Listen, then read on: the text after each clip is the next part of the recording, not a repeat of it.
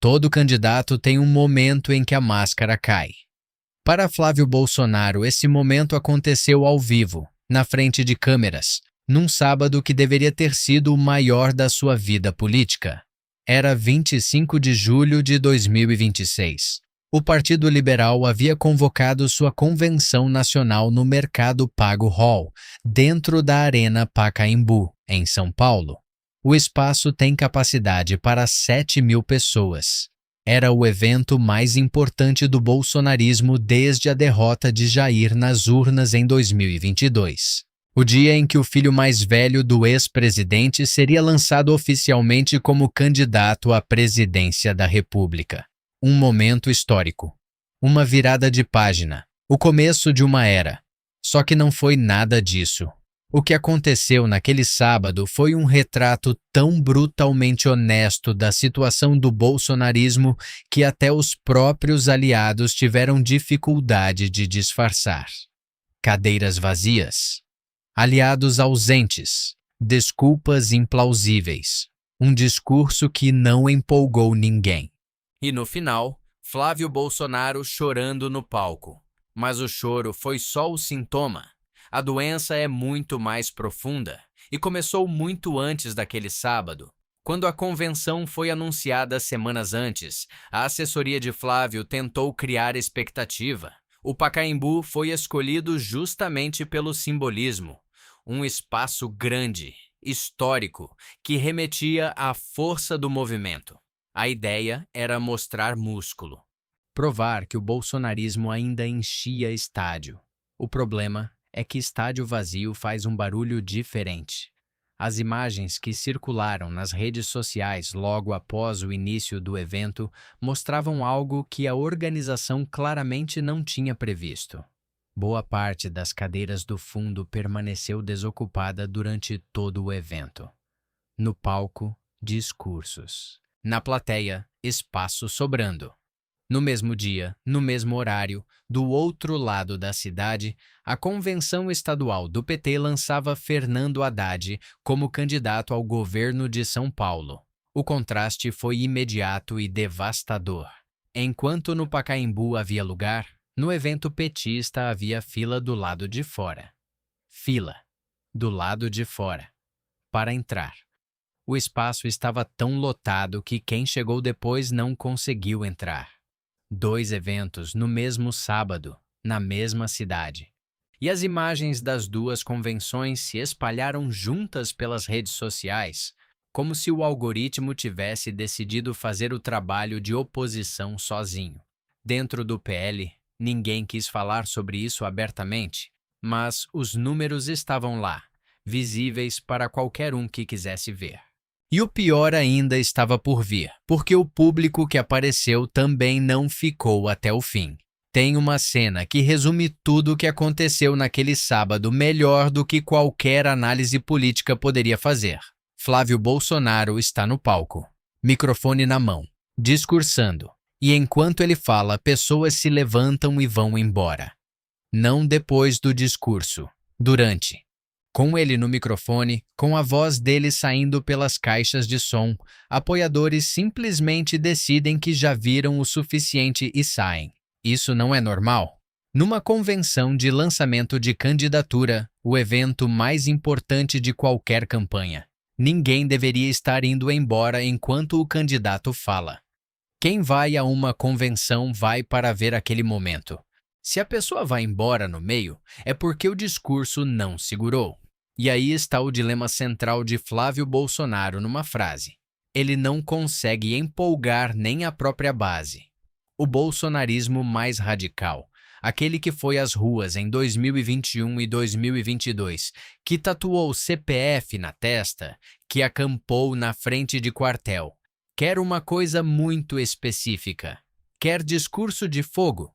Quer alguém que bata no peito e diga palavras que façam a plateia levantar da cadeira. É uma base que foi alimentada por anos de retórica inflamada e que não sabe se satisfazer com nada menos que isso. Flávio tentou entregar. Em alguns momentos subiu o tom. Atacou o governo, o PT, o STF.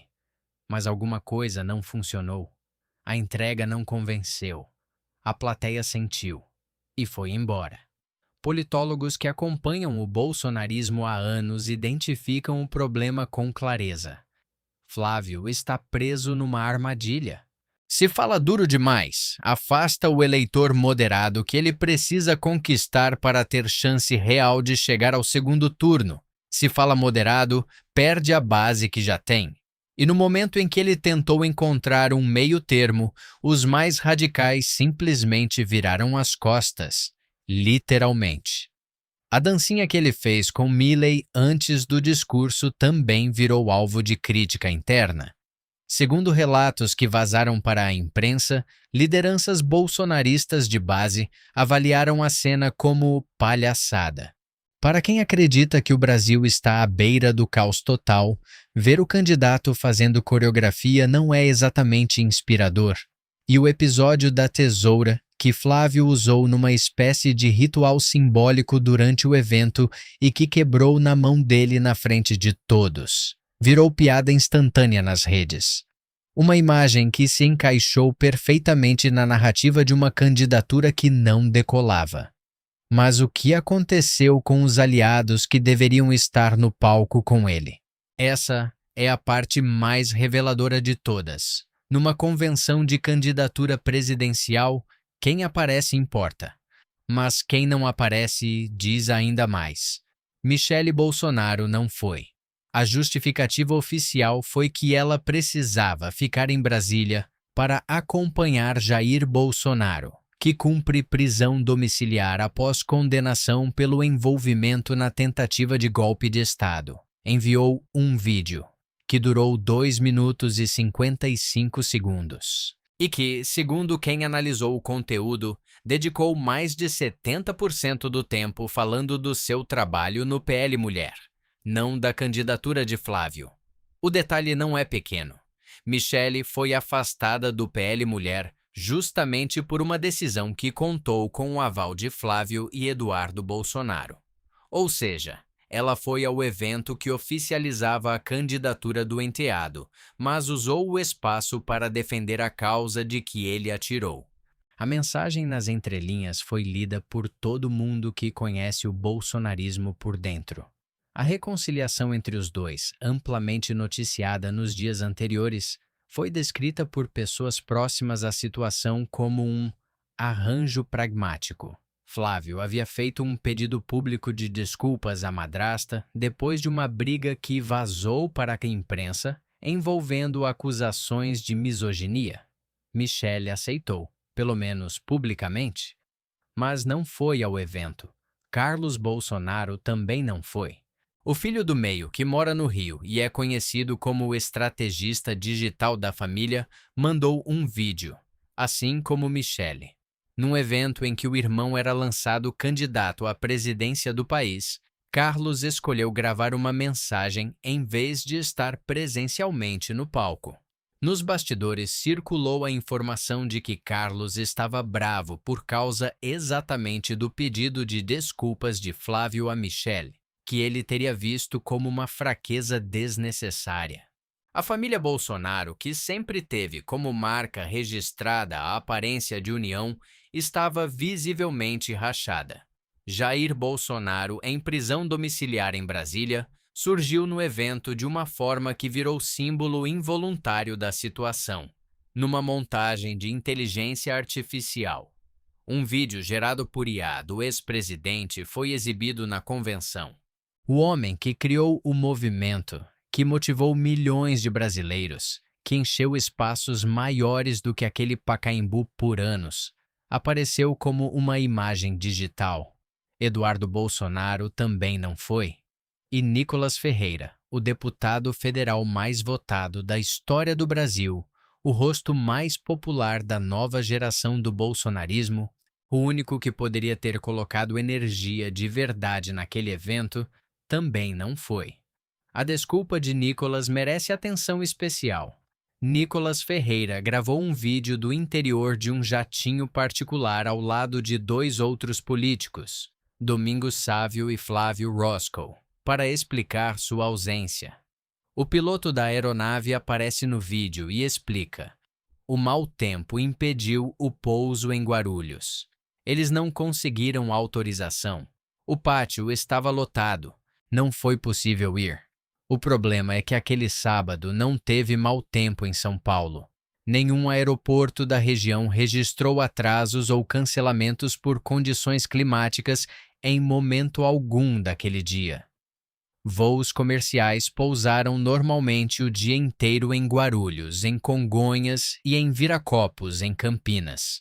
A versão do pátio lotado de última hora também não se sustenta. A convenção estava marcada há semanas, com data, horário e local divulgados amplamente. Não havia nada de última hora. E mesmo que houvesse algum problema específico com Guarulhos, São Paulo não tem só um aeroporto. Há Viracopos em Campinas. Há aeroportos menores no interior e no litoral. Um jatinho tem muito mais flexibilidade do que um voo comercial justamente por isso. Mas o que mais chamou atenção não foi a desculpa em si, foi o fato de que Nicolas a considerou necessária. Se a ausência fosse realmente por impossibilidade logística, bastaria uma mensagem rápida de apoio. A gravação elaborada no jatinho, com piloto e tudo, parece o esforço de quem precisa convencer, tanto o público quanto o próprio candidato. Nos meses anteriores já havia sinais de que a relação entre Nicolas e a candidatura de Flávio não era exatamente entusiasmada. Em reuniões com a bancada do PL, Nicolas deixou claro que seu papel seria desgastar o presidente Lula, não necessariamente engajar ativamente na campanha de Flávio. Uma distinção sutil, mas que não passou despercebida para quem acompanha as articulações internas do partido. E Nicolas não foi o único nome relevante que ficou de fora. Nenhum representante de peso do Centrão apareceu. Caciques como Ciro Nogueira, do Progressistas, e Marcos Pereira, do Republicanos, que meses antes sinalizavam alinhamento com a candidatura, simplesmente não foram. O Centrão já havia dado seu recado com antecedência, preferência pela neutralidade. Melhor esperar para ver quem ganha antes de apostar as fichas. Isso tem um significado prático enorme para a campanha, que vai muito além do simbolismo político. Parte do problema de Flávio Bolsonaro não é só político, é matemático. No sistema eleitoral brasileiro, o tempo de propaganda eleitoral no rádio e na televisão é distribuído com base no tamanho da coligação. Quanto mais partidos numa chapa, mais tempo de TV e rádio. Quanto menos aliados, menos visibilidade garantida. Com o Centrão preferindo a neutralidade, Flávio corre o risco real de disputar a presidência com uma chapa formada basicamente pelo PL. Isso significa muito menos tempo de TV do que Jair Bolsonaro teve em 2022, quando conseguiu montar uma coligação razoável. Menos tempo de TV numa campanha presidencial é uma desvantagem estrutural enorme, especialmente num país do tamanho do Brasil. A escolha do vice era, para o PL, a principal moeda de troca nessas negociações. A lógica era simples: oferecer a vaga de vice para um partido estratégico em troca de apoio formal e tempo de coligação. O alvo principal era o Republicanos, legenda da economista Daniela Marques, que aparecia como favorita para a posição. Só que o Republicanos não quis. A sigla, que abriga o governador de São Paulo, Tarcísio de Freitas, o nome que muitos no bolsonarismo e no Centrão veem como o candidato mais competitivo da direita, deixou claro que não formalizaria apoio a Flávio. A mensagem subentendida: estamos guardando espaço para 2030, quando Tarcísio poderá disputar sem as amarras atuais. O Progressistas e o União Brasil também não vieram. Falaram em neutralidade. A mesma palavra que o Centrão usa quando quer dizer não, sem fechar portas. Segundo o agregador de pesquisas do Jota, a probabilidade de Lula se reeleger sobe para 95% num cenário em que o adversário é Flávio Bolsonaro. Com Tarcísio, essa probabilidade cai para 60%. É esse número que explica o movimento silencioso do Centrão. Os caciques não querem estar no lado perdedor e as pesquisas indicam muito claramente quem tem mais chance de perder. E aí chegou o único convidado estrangeiro do evento, que de certa forma tornou tudo ainda mais complicado. Javier Milei foi ao evento, cruzou o continente para discursar na convenção de Flávio, atacou o governo Lula com sua habitual energia e foi recebido com entusiasmo pelo público que estava lá. O governador de São Paulo, Tarcísio de Freitas, até o homenageou com a Ordem do Ipiranga. Para os organizadores, a presença de um presidente estrangeiro era um elemento de prestígio.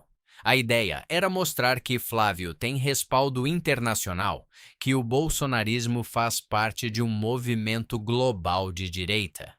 O problema é que Milei é o presidente mais impopular do continente sul-americano. Enquanto parte da imprensa brasileira e internacional veicula uma narrativa positiva sobre seu governo, os números econômicos da Argentina contam uma história diferente. O peso argentino perdeu valor frente ao real de forma expressiva desde que Milei assumiu. Argentinos atravessam a fronteira para fazer compras no Brasil, não porque seja barato do lado de cá, mas porque do lado de lá ficou caro demais. Uma hiperinflação que corrói o salário real enquanto o governo comemora cortes no orçamento. E há algo mais. Milei é profundamente impopular no eleitorado moderado brasileiro. Para o bolsonarista raiz, ele é uma referência. Para o eleitor que Flávio precisa conquistar para ter alguma chance no segundo turno, aquele brasileiro que não é de esquerda, mas também não é bolsonarista de carteirinha, a imagem de Milei não agrega e possivelmente subtrai. Um aliado que entusiasma quem já está convencido e afasta quem ainda não está. Num cenário em que Flávio já tem dificuldade de ir além da própria bolha, é o tipo de reforço que levanta mais perguntas do que respostas. Mas o maior desgaste de Flávio não vem de fora do bolsonarismo, vem de dentro. Tem um nome que aparece pouco nas manchetes grandes, mas que diz muito sobre o momento atual da família Bolsonaro: Ricardo Salles. Salles foi ministro do Meio Ambiente de Jair Bolsonaro e por anos um dos nomes mais associados ao bolsonarismo de base. Nunca foi dos que vacilaram. Nunca foi dos que tentaram se distanciar quando a situação ficou difícil. Era considerado aliado de primeira hora, do tipo que fica até o fim, não ficou. Nas eleições para prefeito de São Paulo, Salles queria o apoio da família Bolsonaro. Não recebeu. A família foi para Nunes. Rumores de que ele estaria se articulando para disputar o governo do estado de São Paulo pelo Partido Novo levaram a novos atritos.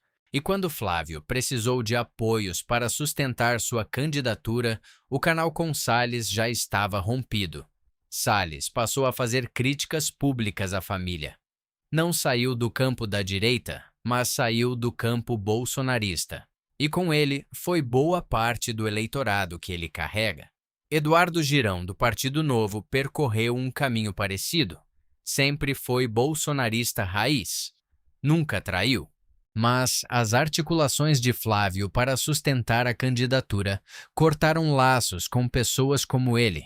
E agora, o Partido Novo passou de aliado para crítico ativo. Isso revela um padrão que se repete. Para manter a candidatura, Flávio foi obrigado a fazer escolhas que custaram exatamente aqueles que nunca o teriam abandonado. Os que ficaram depois de 2022, depois das derrotas, depois das investigações, depois de tudo, foram justamente os que foram dispensados quando as fichas foram redistribuídas. E lá no outro lado, os que deveriam ter sido conquistados. O centrão, o eleitorado moderado, Os partidos de centro-direita nunca vieram. É o pior dos dois mundos, perder a base sem conquistar o centro. A briga com Michel acelerou esse processo. Quando Flávio fez o pedido de desculpas público, uma ala mais radical do bolsonarismo interpretou como fraqueza. Carlos Bolsonaro ficou visivelmente contrariado, a ponto de não aparecer presencialmente numa convenção em que o irmão era lançado à presidência. A família que sempre se vendeu como monolítica mostrou ao vivo que tem rachaduras profundas, e enquanto tudo isso acontecia, as pesquisas continuavam dando seu veredicto silencioso.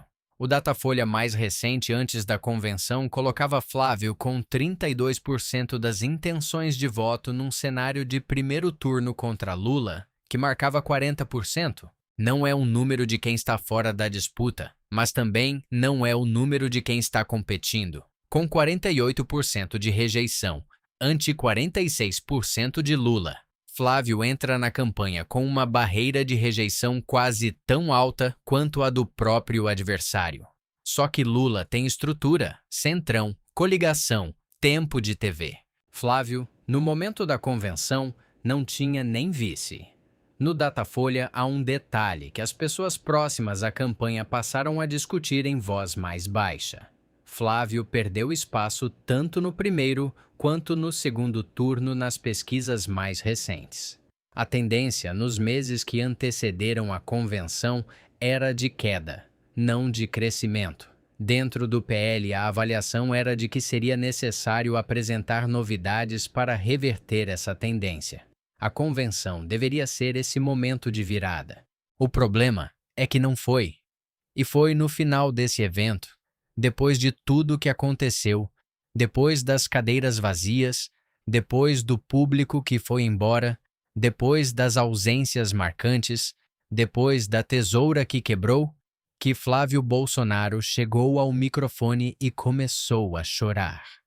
Chorou visivelmente. Não foi uma lágrima contida. Foi um choro de quem carrega peso. Sua esposa Fernanda estava ao lado. E quem observou a cena descreveu uma mistura de emoção e desalento que foi difícil de assistir sem interpretar. Há quem diga que foi emoção genuína. Há quem diga que era o peso do sobrenome. E há quem trace uma comparação que, vista de fora, é difícil de descartar. Jair Bolsonaro chorou várias vezes durante a campanha de 2022, nos eventos de julho, de agosto, de setembro. Nas raras aparições públicas após a derrota, também chorava.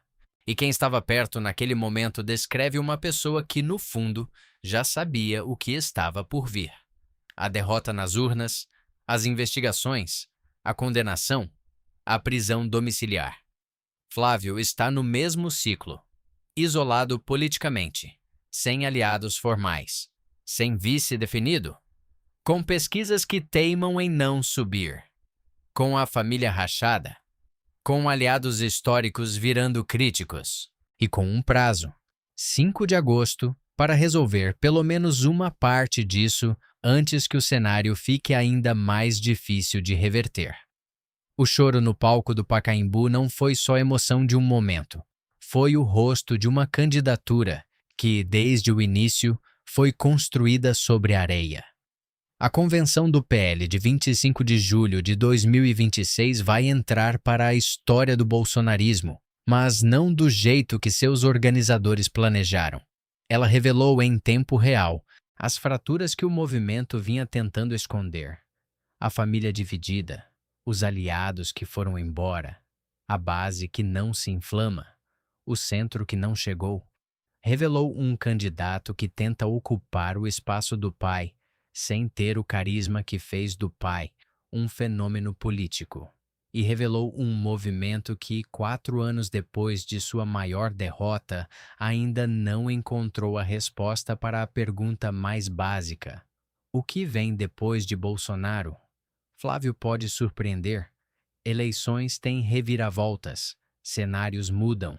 Um vice bem escolhido, um erro do adversário, uma crise inesperada. Tudo isso pode alterar o tabuleiro. Mas o que aconteceu naquele sábado não é facilmente apagado. Imagens de cadeiras vazias, aliados enviando vídeos de dentro de jatinhos, o candidato chorando no palco enquanto o único presidente estrangeiro presente é o mais impopular do continente. Essas imagens ficam. E elas levantam uma pergunta que vai acompanhar Flávio Bolsonaro até outubro. Se nem os seus conseguiram ir ao evento mais importante da candidatura, o que vai fazer o eleitor indeciso acreditar que essa candidatura vale o seu voto? O choro foi genuíno. O problema é que ele veio tarde demais para mudar o que as imagens daquele Pacaembu já haviam dito.